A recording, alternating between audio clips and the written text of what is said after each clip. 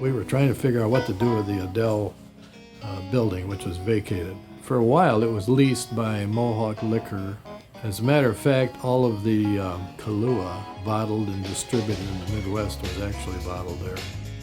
To one of these meetings, a gentleman by the name of Irv Yaknis, who is the executive director and general counsel for the Building Industries Association that did the home shows downtown at Cobo, attended and simply asked if we had considered ever doing an expo center. And of course, nobody really even knew what an expo center was, and everybody said, well, sure, maybe, no type of a thing. And literally there was about 12 items on the list, the first one being finding somebody stupid enough with enough money to do it, and the last one was finding somebody stupid enough with enough money to do it, because they never made money. They were always publicly subsidized, fully operated at a loss to attract visitors and business into communities.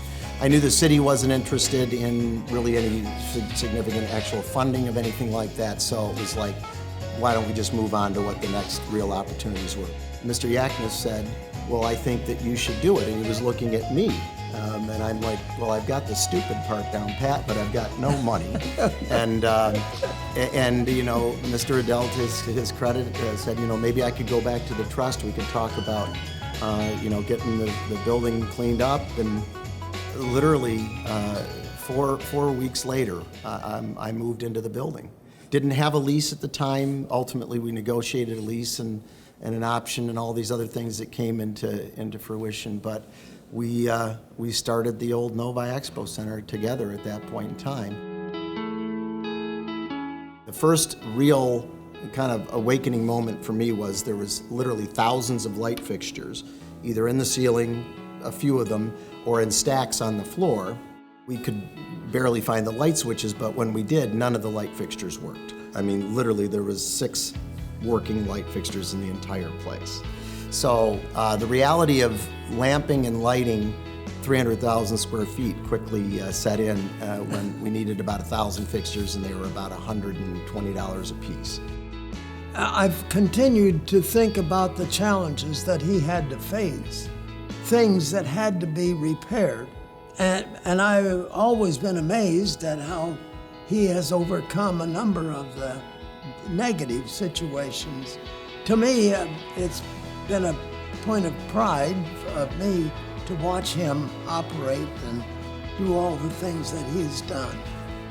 Now, famously, when we had some of our very busy shows, particularly the home shows, became very successful, we would, you know, tie up the expressways for a long time. But ultimately, that all led to why we're sitting, you know, in this facility here today, because, you know, while that was a great site and a great place to start, it did have physical limitations about the building and the property both.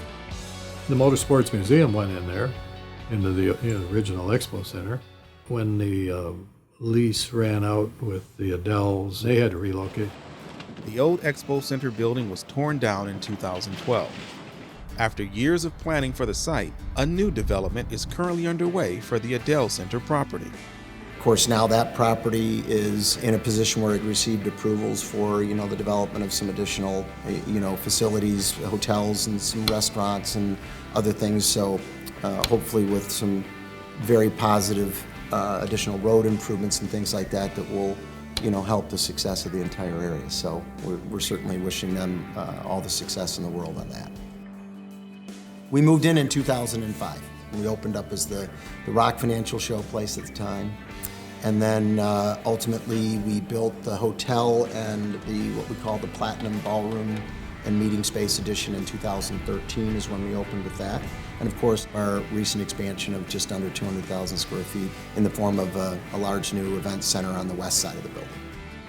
It's a big thing for Novi to have that Expo Center here. You know, this is one of the few cities in the country that has a privately owned exposition center that it provides a service to the community. I mean, you know, the schools use it, everybody uses it. The state fair is there now.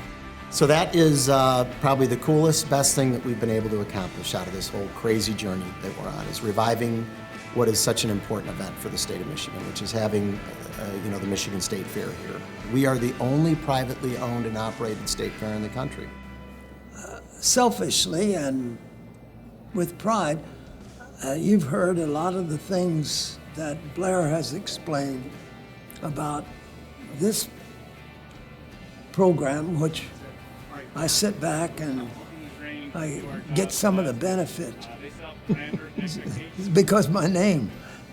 This is Bowman. I get some benefit from what he does, so.